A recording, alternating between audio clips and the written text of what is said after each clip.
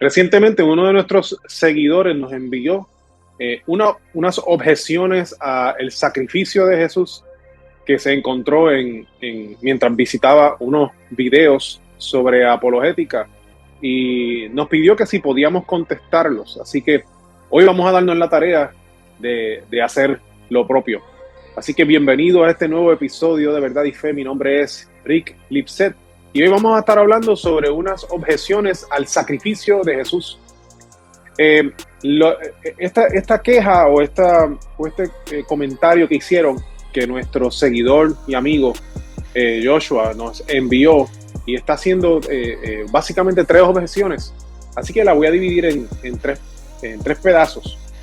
La primera parte de esta objeción dice: Jesús no se sacrificó en lo absoluto.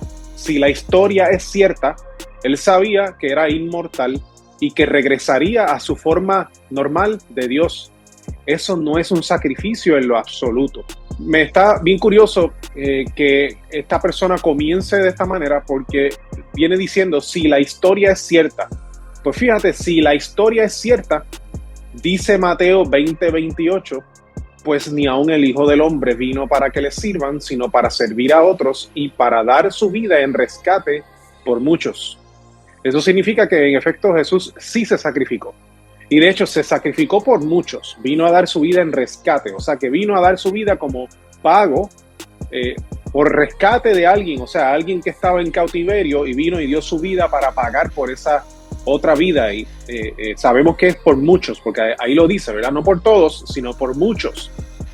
Así que si la historia es cierta, esta persona dice, si la historia es cierta, pues si la historia es cierta, la historia se obtiene en la palabra de Dios, en la Biblia. Y la misma Biblia dice que en efecto sí Jesús se sacrificó. Además, saber que es inmortal no cambia nada en si Jesús sintió dolor o no mientras era torturado y crucificado. Eso no cambia nada. Cosa de que sí es un sacrificio y sí sucedió algo, y aunque él sea inmortal, el dolor lo sintió. Por ejemplo, la Biblia establece que nosotros, los seres humanos, no somos únicamente cuerpos, cosa de que nuestra vida o nuestra existencia continúa después de la muerte. Ahora, eso no significa que si yo me lastimo una pierna, no lo voy a sentir y el dolor no es real. Tampoco significa que si yo veo que alguien me quiere quitar la vida, yo no me voy a defender para que no me maten. Porque la muerte es real, igual que el dolor, igual que la salud o la falta de salud es verdadera. Cosa que no importa si yo tengo un conocimiento de que yo soy inmortal, porque las circunstancias son reales y se sienten de verdad. Así que no importa si Jesús sabía que era Dios y que era inmortal, como quiera la tortura la iba a sentir, como quiera iba a ser doloroso, no le iba a gustar.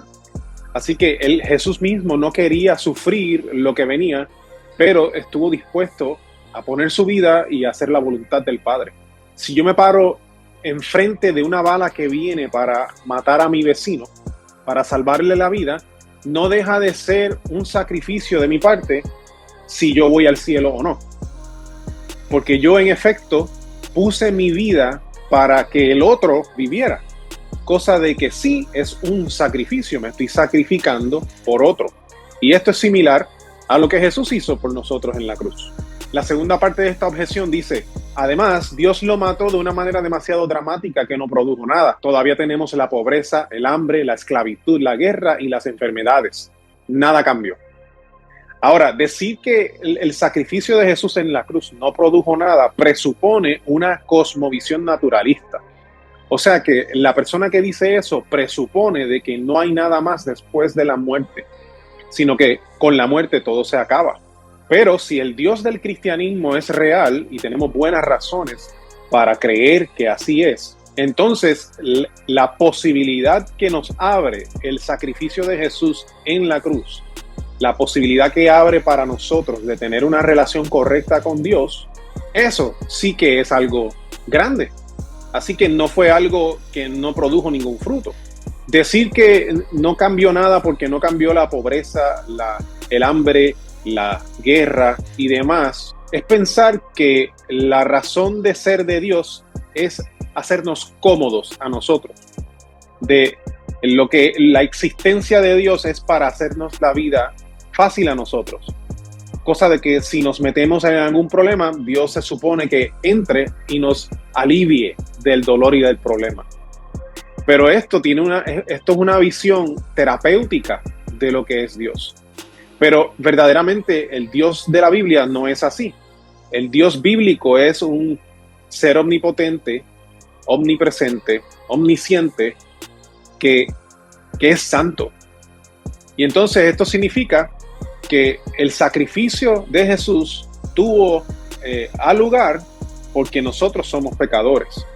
Pero esto significa que porque nosotros somos pecadores, también el hambre, la pobreza, la guerra son consecuencias nuestras. O sea que no fue algo que Dios produjo, es algo que nosotros provocamos. Además de esto, la salvación que Cristo ganó en la cruz es una salvación de tipo existencial. O sea, nosotros, por nuestra condición de pecadores, que producimos guerras, hambrunas, pobreza y demás calamidades, éramos enemigos de Dios.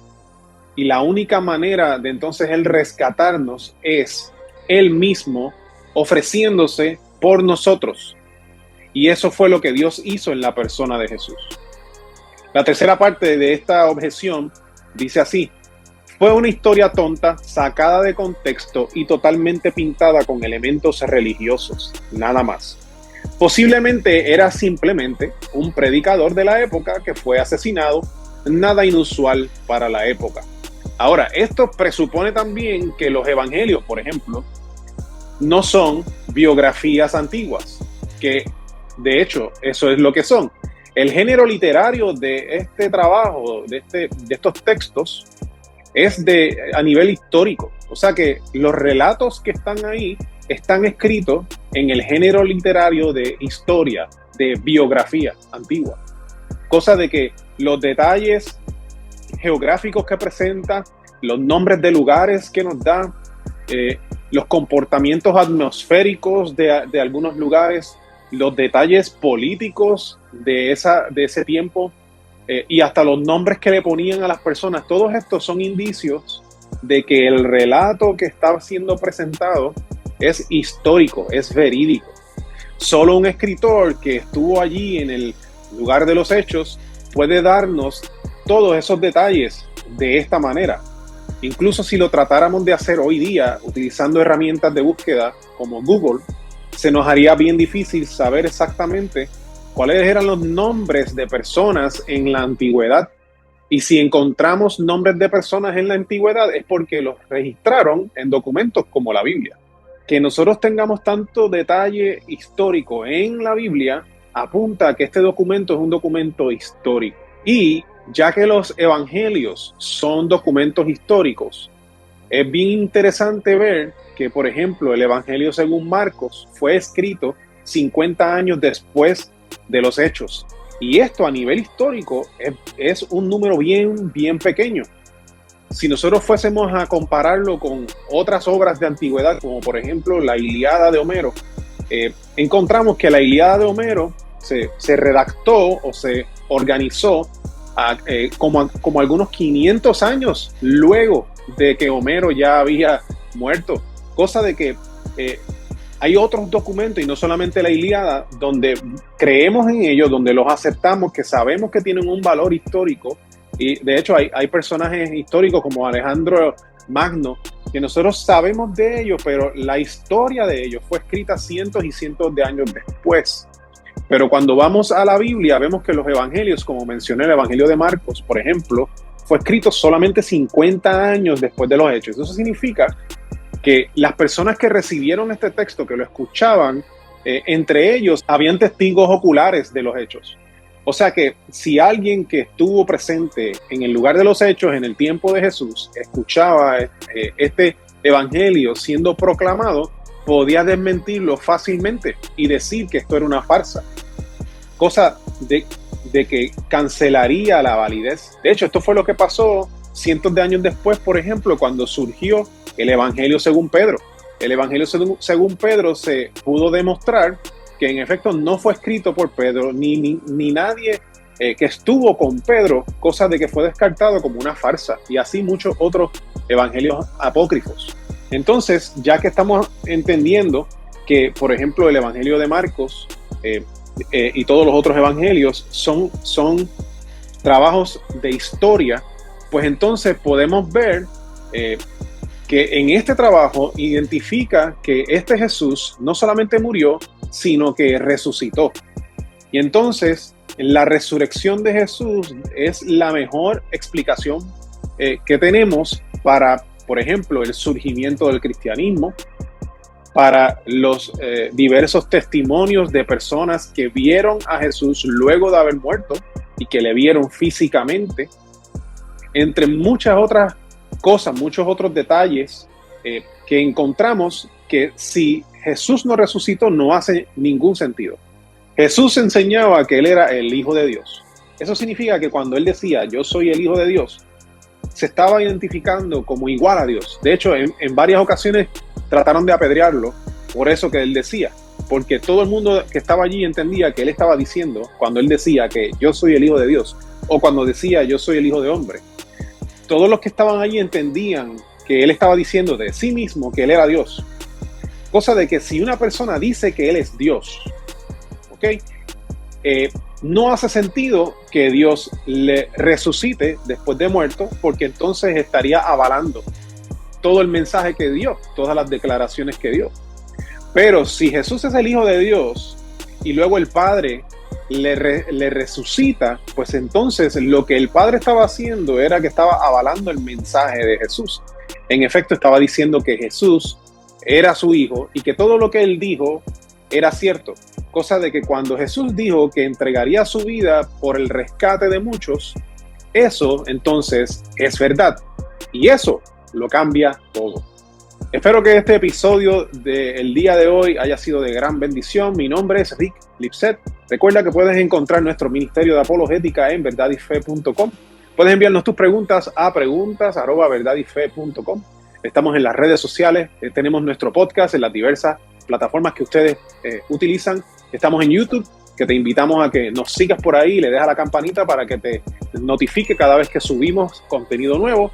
Y te invitamos también a que vayas a nuestra tienda de mercancía en verdadyfestore.com. Si en este tiempo has sido bendecido por nuestro contenido, pues te invitamos a que nos ayudes a continuar nuestro ministerio haciendo una compra en nuestra tienda de mercancía. Eso es todo por hoy. Dios les bendiga y les veo en la próxima ocasión. Saludos.